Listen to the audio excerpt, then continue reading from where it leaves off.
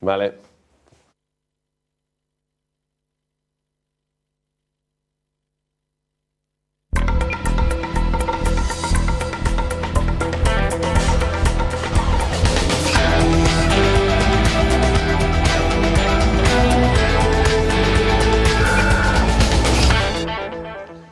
Arratsaldeon guztioi, elkarrizketaren tarteari leioa irekiko diogu Hamaika Telebistan eta gaurkoan Zaiabai plataformako Javi Portillo dugu gurekin, ongi etorri. Arrastion, mila esker. Bueno, Zaia, hizpide izan dugu azkeneko egunetan, besteak beste, Joakin oraindik ere Zaldibarko Luiziaren ondorioz lurperatuta dagoen pertsona bertako bizilaguna dalako, eta horrek batetik herri osoa asaldatu duelako, eta bestetik horren tragediaren dimensioa oraindik pairatzen ari garelako. Bai, hori da, gaur 20 egun betetzen dira. 20 egun Joakin barik eta bere familia etxita dago. Denok imagina dezakegu pertsona bat egun batetik bestera holan desagertzea oso gogorra izan behar dela, eta are gehiago 20 egun hauetan bere gorpua oraindik ez dalako topatu. Gure herrian Zaian oso ezaguna da Joakin eta bere familia. 8 anai-arrebak dira, danak Zaiakoak, eta Zaia herri txiki bada, 8.000 biztanle, eta denok ezagutzen dugu familiakoren norbait. Beraz, eguneroko gaia da herrian, eta noski denok gaude etxita kezkatuta, eta nolabait kezkatuta batez be, baliabide guztiak aipintzen diren Joakin eta Alberto topatzeko ahalik eta lasterren.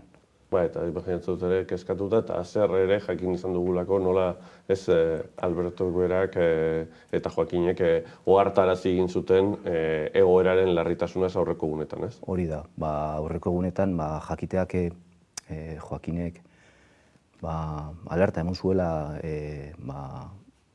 arrisku bizian zegoela estabilitatea.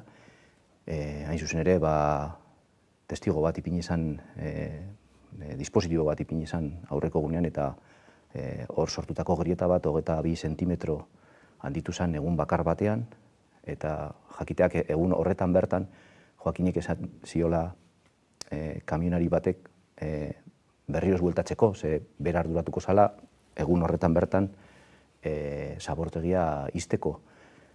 Are gehiago jakiteak Joakin bere lankideak abisatzera zijoala zarata arraroak entzuten zialako, eta momentu hartan bere bizia galdu zala, hori guztia, mina handitu egiten da posible baldin bada, bai.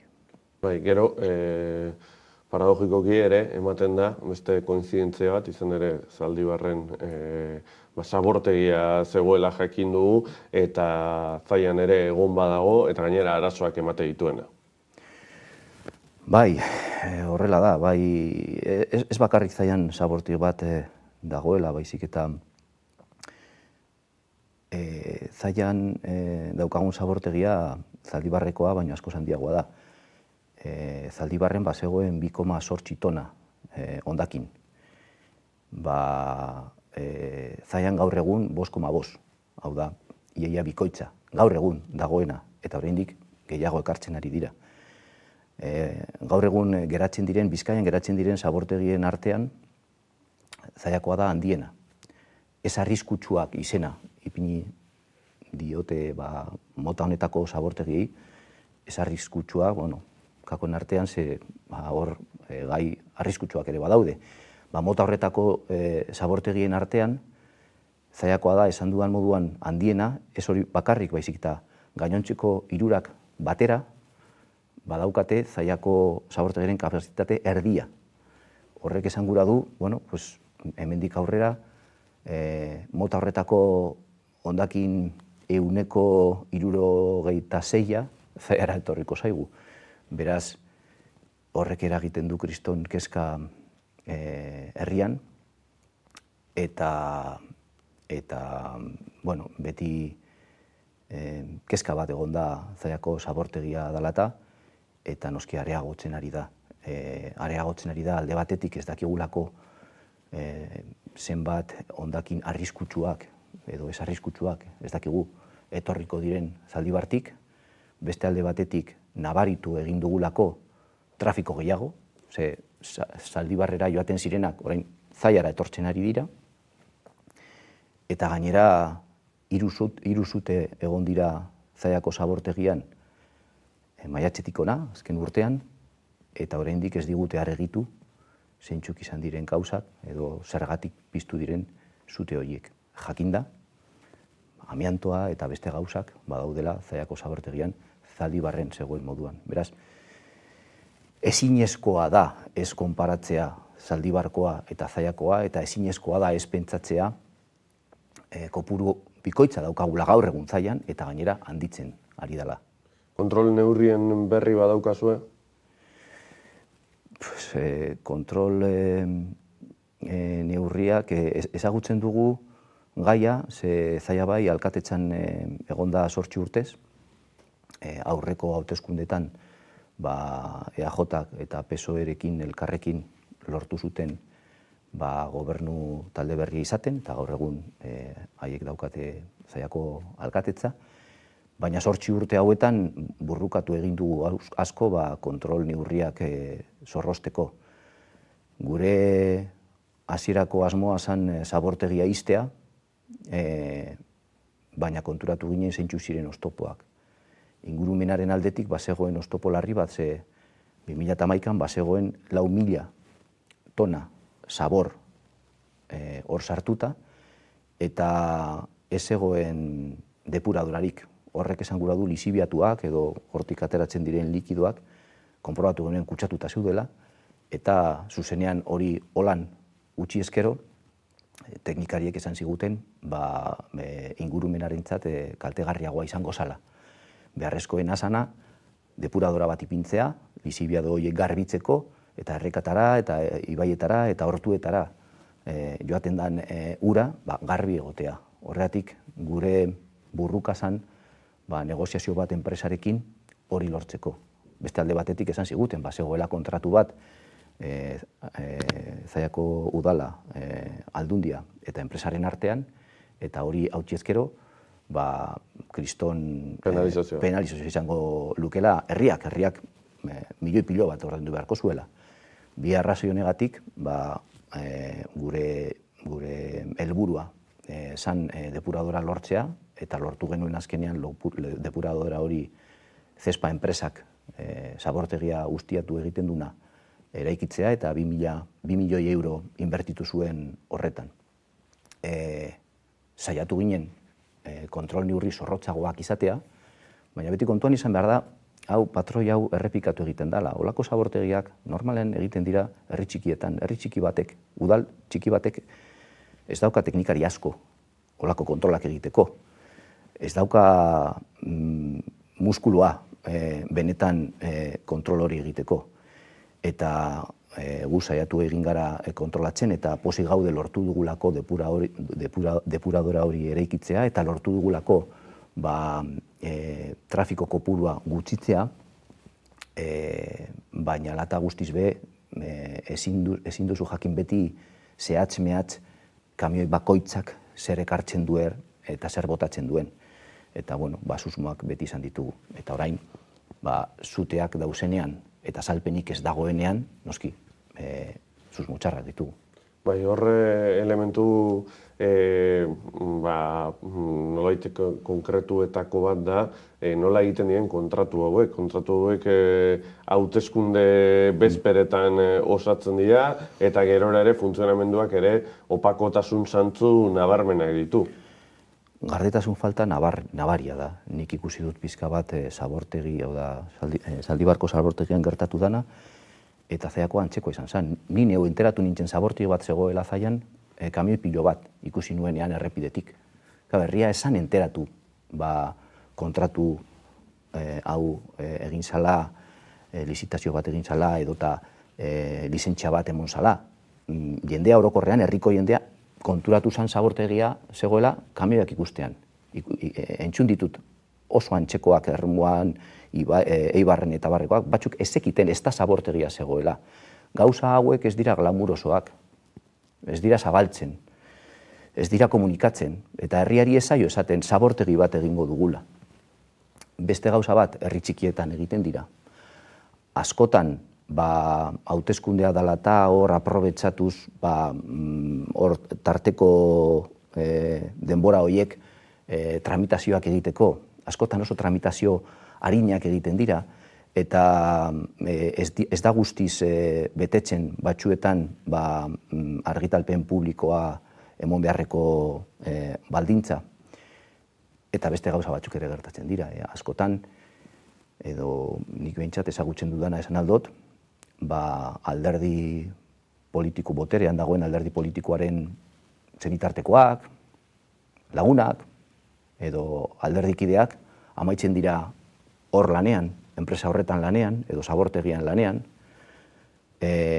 oposizioko jendea ere, zaian hori gertatu zen.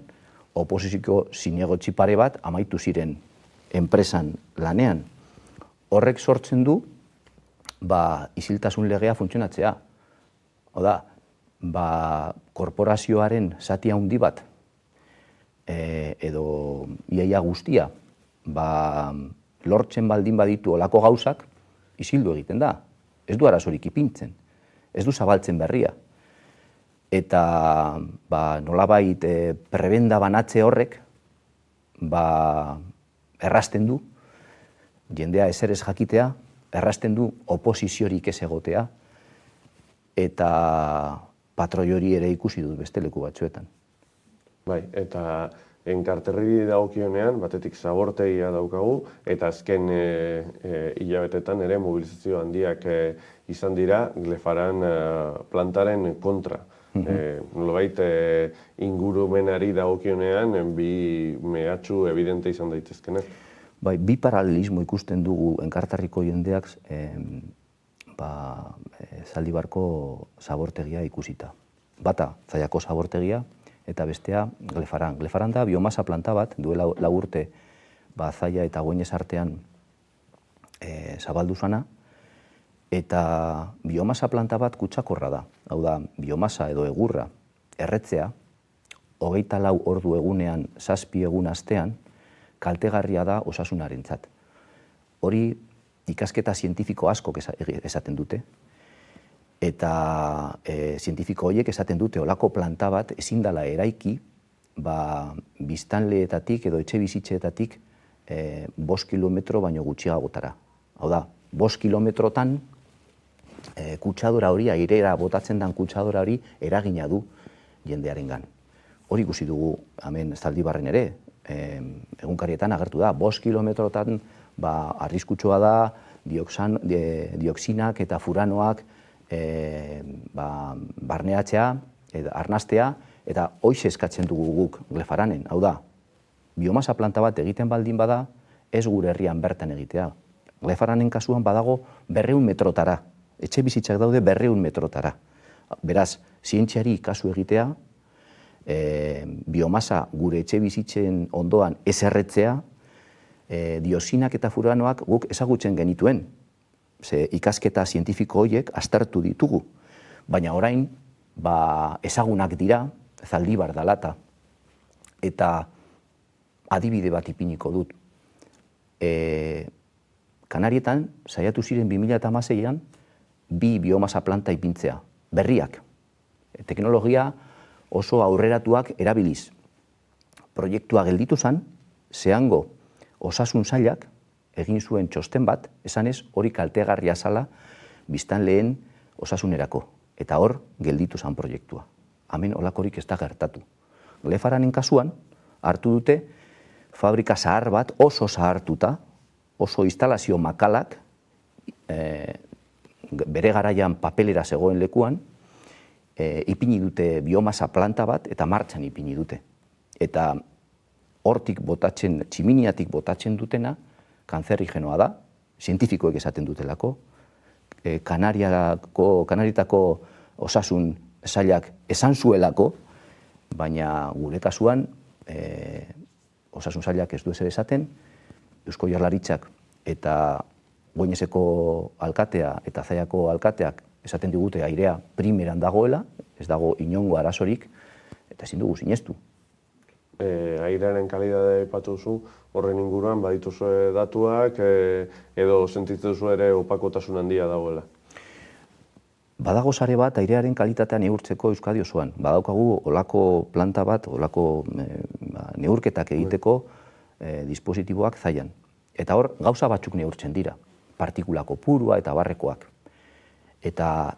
Baina horrek ez dizu ematen emaitza biomasa planta batek botatzen duena ez duten neurtzen. Hau da, zabortegian gertatu den moduan. Hor egiten dana dioxinak, furanoak eta barreko gauzak sortzen baldin badira, holakoak ez dira neurtzen dispositibo horietan. Hau da, por defecto edo, ez dira neurtzen gauza horiek. Beraz, Zaldibarren gertatu den moduan.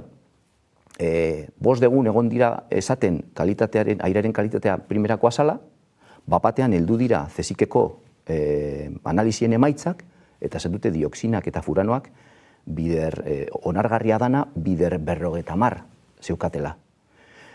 Hori gertatu da Zaldibarren kriston istripu bat egon dalako. Dioxinoak eta furanoak botatzen digute egunero, orduero, Zallan eta Goinesen. Noski ez dira neurtzen, baina ez dira neurtu behar, ez da beharrezkoa. Zientifikoek, zientzialariek esan dute jadanik, hori kaltegarria da osasunerako, eta kantzerra sortzen duela, minbizia sortzen duela. Esan da dago, analizietan, ikerketa zientifikoetan idatzita dago, edonork ikus dezake. Orduan ondorio estatu daiteke pertsonen interesen gainetik bestelako interes batzuk jarri direla? Noski, inongo arazo barik. Glefarranen kasuan, argi dago nork ekarri zuen planta hori. Ekarri zuen Ortuzar jauna. Aurreko papelera itxi zan, eta konkurso de akreedores delakoa egiten ari zan, zegoen proiektu bat instalazioak hartzeko, eta Ortuzar jaunak deitu zuen administradoreari esaten 3 hilabete gehiago itxoiteko. Hor batean agertu zen Orue jauna. Orue jauna da pertsona bat egurretan lan egin duena, bere enpresak dituena, eta Zeberiokoa da, lagun minak ditu EAJ-an, hau da, lagun mina atutxaren lagun mina izan da, Aitor Esteban eta Itxaso atutxaren ondoan bizi da, baina biomasa planta ez da Zeberion ipini. Ez Aitor Estebanen etxe ondoan. Zalla eta Goines artean ipini dute. Baina Orue ona ekarri digute, planta bat ipintzeko. Errigoitin ipini ez zutena, guri ekarri digute. Beraz, interesak argi daude. EAJak ekarri digu planta hori. EAJak bultzatu du biomasa plantaren proiektua. EAJak bultzatu nahi du biomasa planta gehiago ez hau bakarrik. Alderdiaren estrategia bat da. Eta batzuentzat oso ona da. Argi dago Bizkaiko aldundiarentzat ona da, ze ara eramaten du biomasa eta egurra eta aldundiak mendiak kudeatzen dituenez, ondo datorkio biomasa ara eramatea. Egurraren lobiari ondo datorkio. Ze printzipioz ondakinak diren gauza batzuk ara eramaten dituzte eta dirua irabazten dute. Argi dago batzuk dirua irabazten dutela, argi dago negozio bat dela, argi dago alderdi politiko konkretu batek bultzatu egin duela negozio hori, noski interesak daudela, baina pertsonen osasuna beti aurretik. Eta pertsonen osasuna ez dute lehenetzi, negozioa aurretik ipini dute. Hain zuzen ere, Zaldibarren gertatu den moduan. Negozioa aurretik ipintzen danean, negozio handia egiteko errestasun guztiak emoten baldin badituzu, gero gertatzen direnak, kaltegarriak dira, pertsonentzat. Beti egon behar dira pertsonak aurretik. Eta pertsonak Zaldibarren kasuan ez dira aurretik ipini. Ez lehenengo momentuan, ze baliabide guztiak ez dira ipini, lehenengo momentutik Alberto eta Joakin topatzeko, baliabideak ipini dira errepidea askatzeko, eta jendea gehiegi ez haserretzeko. Beste gauza batzuk ipini dira aurretik. Bandera ipini da aurretik, ejertzitoaren laguntza ez onartzeko.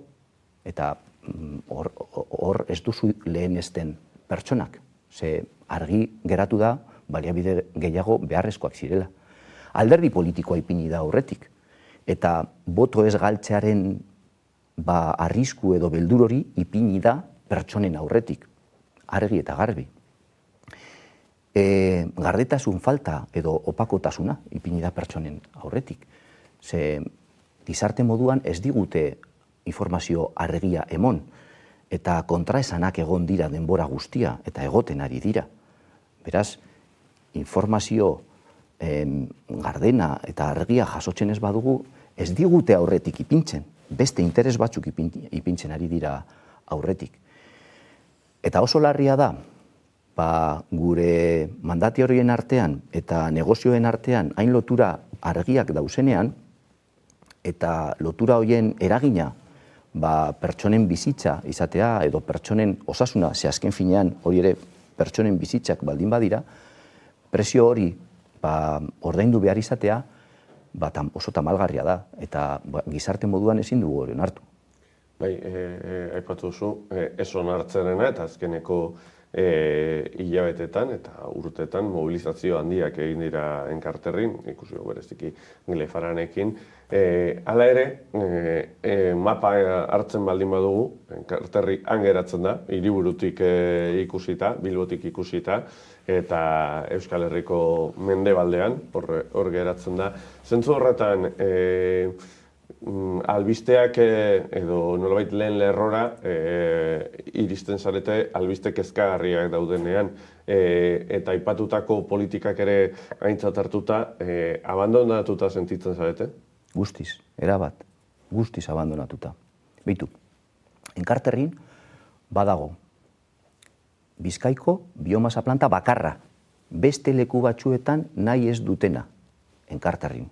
Eta gainera, instalazio zahartu batzuetan. Enkarterrin badago errauskin bakarra. Bizkaiko errauskin bakarra, Enkarterrin dago. Alonsotegin. Beraz, bi instalazio kutsakorrak, oso kutsakorrak, bakarrik hoiek dauzenak Bizkaia osoan Enkarterrin daude. Enkarterrin dago Zaiako zabortegia. Gaur egun, haundiena, lehen esan dudan moduan, printzipioz hemendik aurrera, mota horretako hondakin 176 jasoko duena. Enkarterrin egin zan purines planta bat, pizka bat hondakin eta zagorrari lotuta. Egin zan ez dakit gogoratzen duzun, baina berrietan agertu zan, hor kriston dirutza publikoa gastatu zala, ez zuten amaitu, eta hori ere Enkarterrin gertatu zan. Baina beste alde batetik, karo, Enkarterrin ez dago industriarik. Enkarterrira eramaten dute beste leku batzuetan industrian sortutako hondakinak eta arabotatzen dituzte. Enkarterrin ez daukagu infrastruktura onak, enuke onak izango, estandarrak, batez besteko infrastrukturak Enkarterrin ez dira Euskadiko batez bestekoak. Hezkuntzan eta osasunean oso gutxi inbertitzen da Enkarterrin. Prometitu bai, adibidez prometitu zuten duela 18 urte ospital bat egingo zala Zaian. 18 urte! Noski beraz, txarto sentitzen garela. Kutsadura ekartzen digute, zaborra hondakina ekartzen digute, liderrak Bizkaian, atal horretan. Baina gure seme-alabentzako hezkuntza ez da punta-puntakoa, hor ez da inbertitzen eskola berriak, institutu berriak egiteko. Gure osasun zentroa Zaian dago, udal eraikuntza batean, eta atenditu egiten du 4 probintzietako pertsonak. Ze zentro horretara guzti zahartuta dagoena, etortzen dira Aiala, Bailarako jendea, Araba, noski, Enkarterriko jendea, etortzen da Villaverde herriko pertsonak, hori da Santander, falta zait bat. Burgos. Mena Bailarako jendea ere etortzen da. Beraz, udal eraikuntza batean atenditu egiten da 4 probintziatako pertsonak eta prometitutako ospitalea momentuz 18 urte berandu egin da. Ez dakigu noiz etorriko dan. Ondorioak ere, langabezia eta despopulazioa.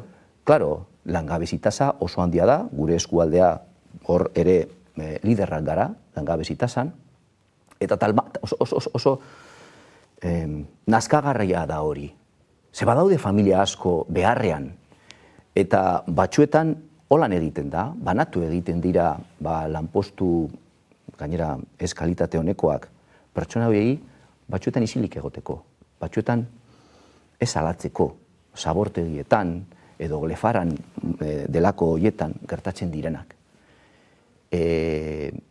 Nik horrela sentitzen dut eta horrela esan behar dut. Nik uste dut abusu egiten dela. Enkarterriko egoera larria da eta indikadore sozioekonomikoak alan esaten dute eta gure instituzioek ez digute laguntzen. Are gehiago zapaltzen gaituzte. Zaborra gehiago egotatzen, hondakin gehiago eramaten, baina lanposturik ez, inbertsiorik ez, garraio publikoetan, hezkuntzatan edo osasunean. Zaborraren kudeaketari dagokionez ere oso kritiko azaldu zarete herrian bertan egiten den kudeaketarekin eta mankomunitateak duen jarrerarekin. Bai, hor, agian jendeak ez daki, baina normalean konkurso publikoak egin behar dira, zerbitzuak kontratatzeko. Adibidez, mankomunitate bat badago, EAJ nagusi da mankomunitatean, eta kontraturik handiena, zerbitzurik importanteena, da zaborra bilketa. Zaborra bilketa ez da konkurtsorik egin 16 urtetan. Azkenean lortu genuen duela 2 urte, lizitazio hori egitea. Baina 16 urtetan hori konkurtso barik funtzionatzea da zerbait ez dakite zaila egiten zaidala ulertzea. Nola da posible kontraturik handiena ez lizitatzea eta enpresa bera zerbitzu hori emotea hainbat urtetan. Are gehiago, urte tarte horren erdian aldatu egin zan kontratua eta enkargu gehiago emon zaion enpresa. Eta diru gehiago emon zitzaion enpresari. Adibide gisa, baina adibide adierazgarria da, ze hori da kontraturik handiena mankomunitatean. Beste errekorren bat ere badaukagu, mankomunitatea liderra izan zezan lehenengo instituzioa salatuta eta kondenatuta funtzionario bati bullying egiteagatik. Estatu mailan. Orduan, rekor nahiko bereziak ditugu. Hausnarketa hauekin geratzen gara, Javi Portillo, mila esker. Mila esker zuei. Eta ikusentzulei gogoratu informazio guztia gurean gaur albistegi zerbitzuetan eta gakoak saioan topatuko duzuela eta nola ez 11.eus webunean eta 11 telebistaren Twitter, Facebook, Instagram eta YouTubeko profiletan gure partetik besterik ez eta gabon pasa.